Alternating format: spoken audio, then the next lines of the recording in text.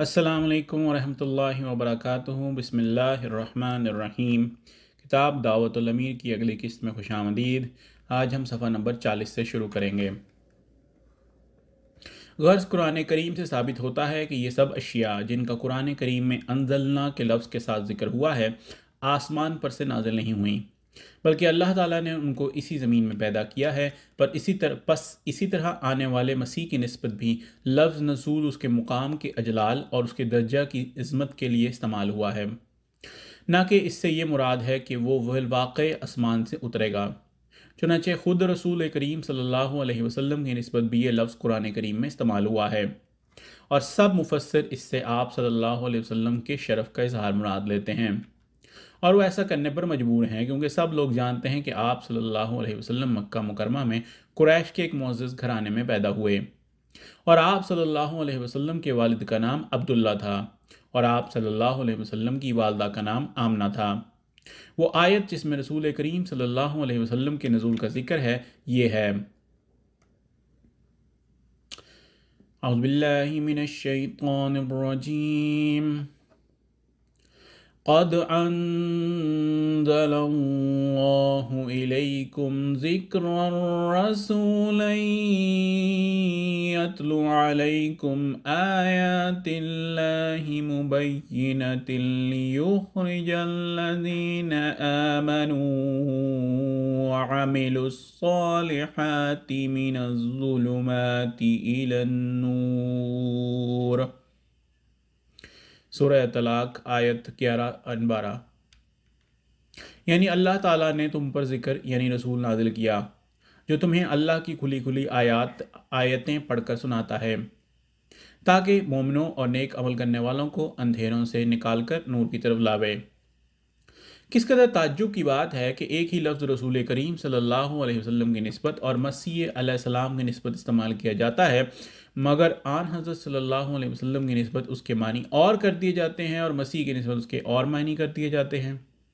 जब आन हज़रत सल्लल्लाहु अलैहि वसल्लम इसी ज़मीन पर पैदा हुए और आप सल्लल्लाहु अलैहि वसल्लम की निस्बत नज़ूल का लफ्ज़ इस्तेमाल किया गया, तो कौन से ताज्जुब की बात है अगर यही लफ्ज़ आने वाले मसीह की निस्बत इस्तेमाल किया जाए और इससे मुराद उसकी पैदाइश और बैसत हो। तीसरा शुबा ये किया जाता है कि हदीसों में आने वाले का नाम ईसा इब्न मरियम रखा गया है, बस इससे ये मालूम होता है कि वही बाईन दोबारा तशरीफ़ लाएंगे।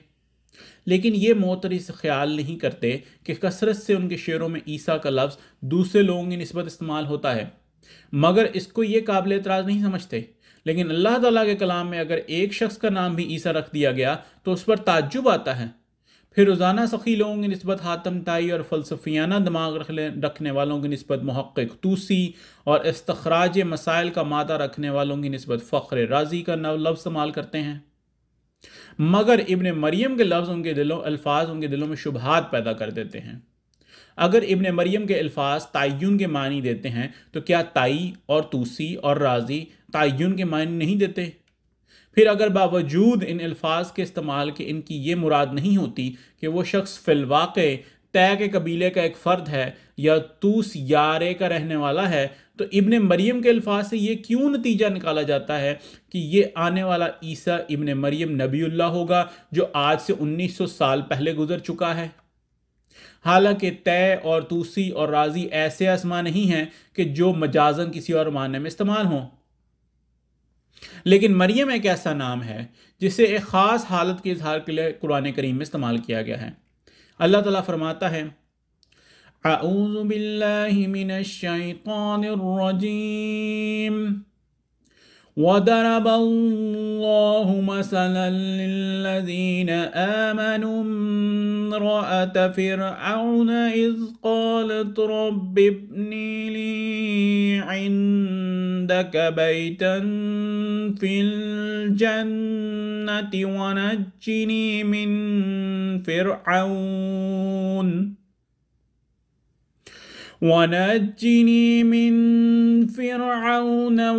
वअमलिही वनज्जिनी मिनल क़ौमिज़ ज़ालिमीन।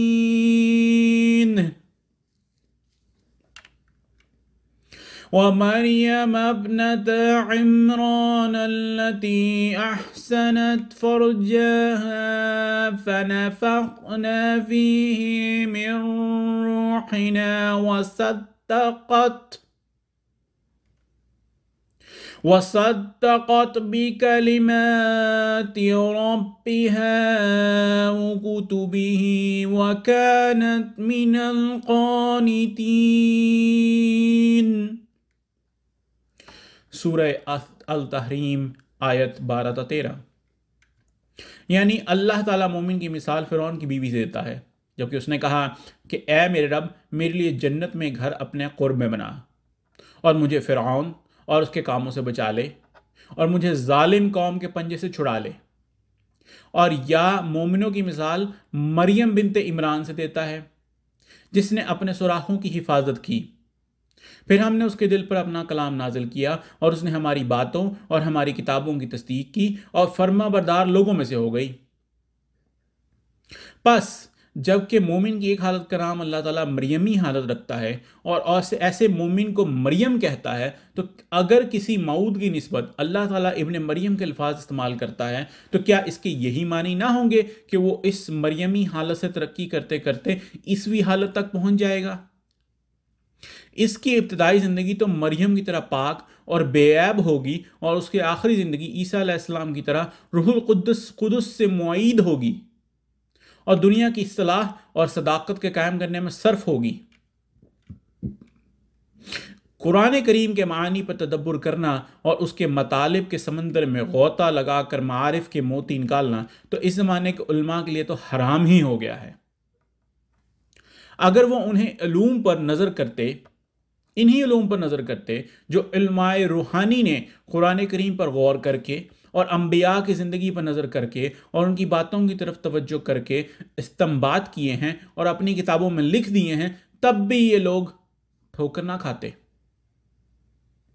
حضرت شیخ شہاب الدین سہروردی اپنی کتاب عوارف المعارف میں لکھتے ہیں کہ ایک ولادت جسمانی کے علاوہ ہوتی ہے، جسے ولادت معنوی کہتے ہیں، اور اس کی تائید میں اور بھی کسی کا نہیں، خود حضرت عیسیٰ علیہ السلام کا قول نقل کرتے ہیں۔ آپ فرماتے ہیں یسیر المرید جز الشیخ کما ان الولد جز الوالدی فی الولادت طبیعتی وتصیر هذه الولادت عنفا ولادت معنویتا کما ورد عن عیسیٰ صلاۃ اللہ علیہ لن یلج ملکوت السماء من لم یولد مرتین فبالولادت الاولى یصیر له ارتباط بعالم الملک بهذه الولادت یصیر له ارتباط بالملکوت۔ قال اللہ تعالی وَكَذَلِكَ نُرِي إِبْرَاهِيمَ مَلَكُوتَ السَّمَاوَاتِ وَالْأَرْضِ وَلِيَكُونَ مِنَ الْمُوقِنِينَ۔ عوارف المعارف، مؤلفہ شیخ شہاب الدین سہروردی، جزء اول، صفحہ 45۔ یعنی مرید شیخ کا جزو ہو جاتا ہے، جس طرح ولادت طبعی میں بیٹا باپ کا جز ہوتا ہے، اور یہ ولادت اس وقت ولادت معنوی ہو جاتی ہے، جس طرح حضرت عیسیٰ علیہ السلام سے روایت ہے کہ کوئی شخص آسمان کی بادشاہت میں داخل نہیں ہو سکتا جب تک کہ وہ 2 دفعہ پیدا نہ ہو۔ پھر شیخ اپنی طرف سے فرماتے ہیں کہ پہلی ولادت سے تو اسے طبعی دنیا میں تعلق پیدا ہو جاتا ہے، اور دوسری ولادت سے اسے روحانی دنیا سے تعلق پیدا ہو جاتا ہے۔ اللہ تعالیٰ بھی فرماتا ہے کہ اسی طرح آسمان اور زمین پر جو غلبہ ہمیں حاصل ہے ہم ابراہیم کو دکھاتے تھے تاکہ وہ یقین کرنے والے لوگوں میں سے ہو جائے۔ انتہا قول الشیخ۔ مذکورہ بالا عبارت سے ظاہر ہے کہ شیخ شہاب الدین سہروردی کے نزدیک ہر انسان کے لیے ایک ولادت معنوی ضروری ہے، اور وہ اس کی تائید میں ایک تو قرآن کریم کی آیت پیش کرتے ہیں اور دوسرا حضرت مسیح کا ایک قول پیش کرتے ہیں۔